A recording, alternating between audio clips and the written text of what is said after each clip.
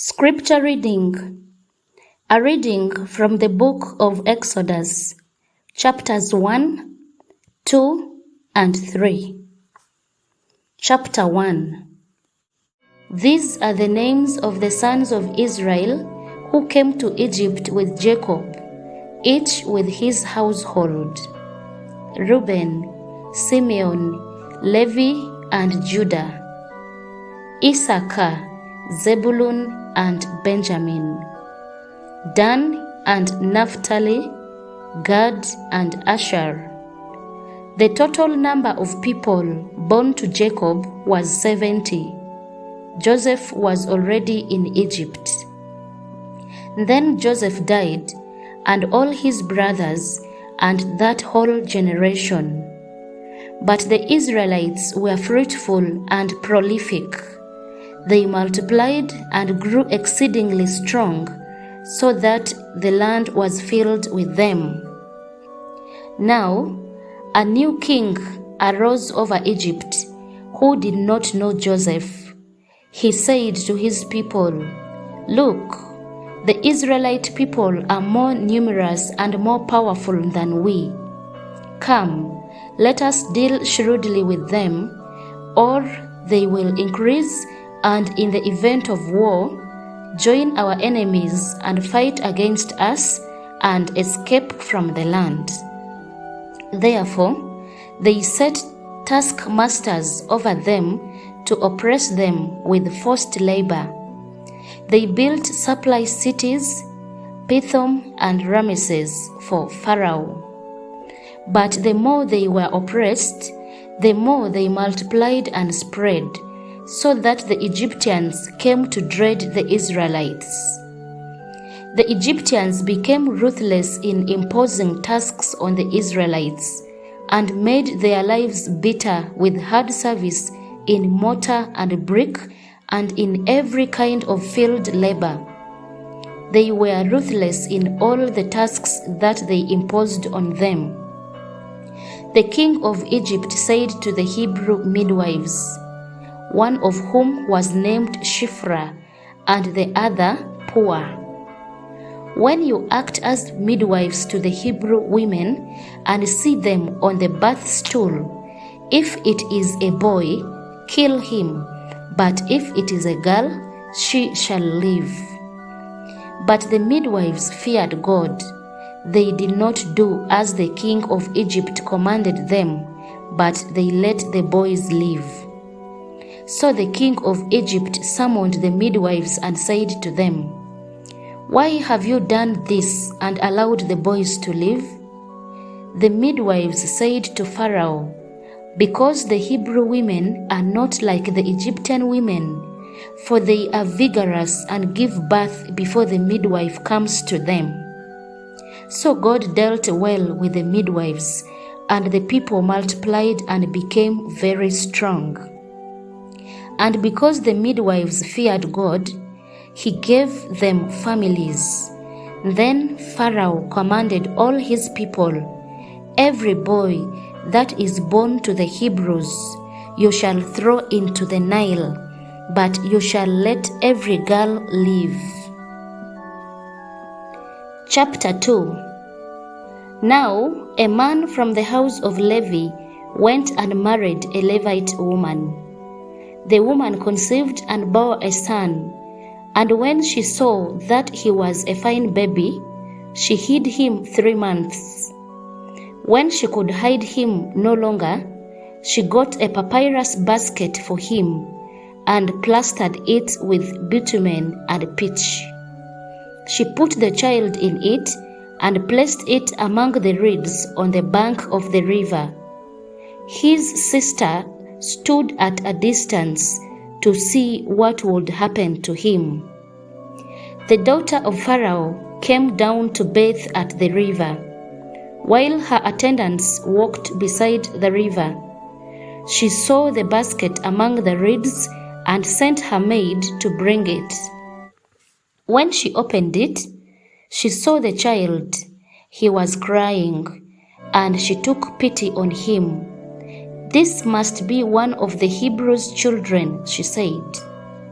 Then his sister said to Pharaoh's daughter, "Shall I go and get you a nurse from the Hebrew women to nurse the child for you?" Pharaoh's daughter said to her, "Yes." So the girl went and called the child's mother. Pharaoh's daughter said to her, "Take this child and nurse it for me, and I will give you your wages." So the woman took the child and nursed it. When the child grew up, she brought him to Pharaoh's daughter, and she took him as her son. She named him Moses, because she said, "I drew him out of the water." One day, after Moses had grown up, he went out to his people and saw their forced labor. He saw an Egyptian beating a Hebrew, one of his kinsfolk. He looked this way and that, and seeing no one, he killed the Egyptian and hid him in the sand. When he went out the next day, he saw two Hebrews fighting, and he said to the one who was in the wrong, "Why do you strike your fellow Hebrew?" He answered, "Who made you a ruler and judge over us? Do you mean to kill me as you killed the Egyptian?"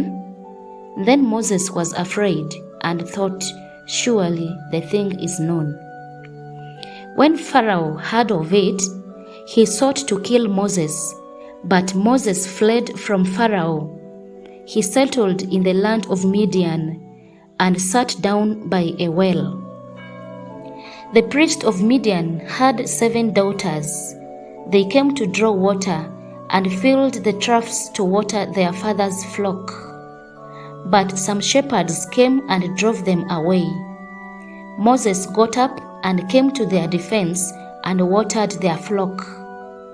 When they returned to their father Reuel, he said, "How is it that you have come back so soon today?" They said, "An Egyptian helped us against the shepherds. He even drew water for us and watered the flock."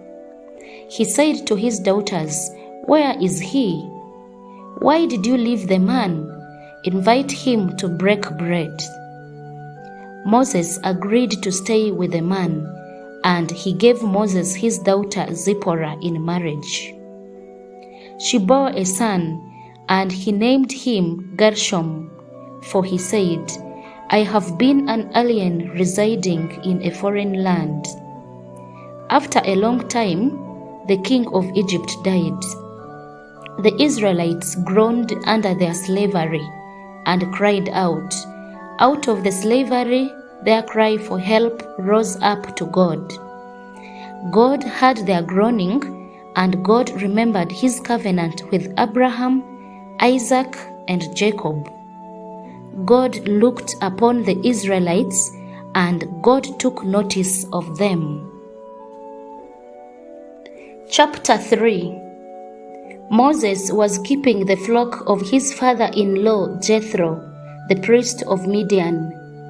He led his flock beyond the wilderness and came to Horeb, the mountain of God. There, the angel of the Lord appeared to him in a flame of fire out of a bush. He looked, and the bush was blazing, yet it was not consumed. Then Moses said, "I must turn aside and look at this great sight and see why the bush is not burnt up." When the Lord saw that he had turned aside to see, God called to him out of the bush, "Moses, Moses," and he said, "Here I am." Then he said, "Come no closer. Remove the sandals from your feet, for the place on which you are standing is holy." He said further, "I am the God of your father, the God of Abraham, the God of Isaac, and the God of Jacob." And Moses hid his face, for he was afraid to look at God. Then the Lord said, I have observed the misery of my people who are in Egypt. I have heard their cry on account of their taskmasters. Indeed, I know their sufferings. And I have come down to deliver them from the Egyptians and to bring them up out of the land to a good and broad land, a land flowing with milk and honey, to the country of the Canaanites, the Hittites, the Amorites, the Perizzites, the Hivites, and the Jebusites. The cry of the Israelites has now come to me. I have also seen how the Egyptians oppressed them. So come, I will send you to Pharaoh to bring my people, the Israelites, out of Egypt. But Moses said to God, Who am I that I should go to Pharaoh and bring the Israelites out of Egypt? He said, I will be with you, and this shall be the sign for you that it is I who sent you. When you have brought the people out of Egypt, you shall worship God on this mountain. But Moses said to God, If I come to the Israelites and said to them, The God of your ancestors has sent me to you, and they ask me, What is his name? What shall I say to them? God said to Moses, I am who I am. He said further, Thus you shall say to the Israelites, I am has sent me to you. God also said to Moses, Thus you shall say to the Israelites, The Lord, the God of your ancestors, the God of Abraham, the God of Isaac, and the God of Jacob, has sent me to you. This is my name forever, and this is my title for all generations. Go and assemble the elders of Israel and say to them, The Lord, the God of your ancestors, the God of Abraham, of Isaac, and of Jacob, has appeared to me, saying, I have given heed to you and to what has been done to you in Egypt. I declare that I will bring you up out of the misery of Egypt to the land of the Canaanites, the Hittites, the Amorites, the Perizzites, the Hivites, and the Jebusites, a land flowing with milk and honey. They will listen to your voice, and you and the elders of Israel shall go to the king of Egypt and say to him, The Lord, the God of the Hebrews, has met with us. Let us now go a 3 days' journey into the wilderness, so that we may sacrifice to the Lord our God.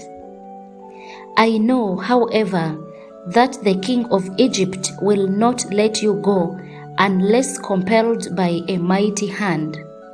So I will stretch out my hand and strike Egypt with all my wonders that I will perform in it. After that, he will let you go. I will bring these people into such favor with the Egyptians that when you go, you will not go empty-handed. Each woman shall ask her neighbor and any woman living in the neighbor's house for jewelry of silver and of gold, and clothing, and you shall put them on your sons and on your daughters, and so you shall plunder the Egyptians. The word of the Lord. Thanks be to God.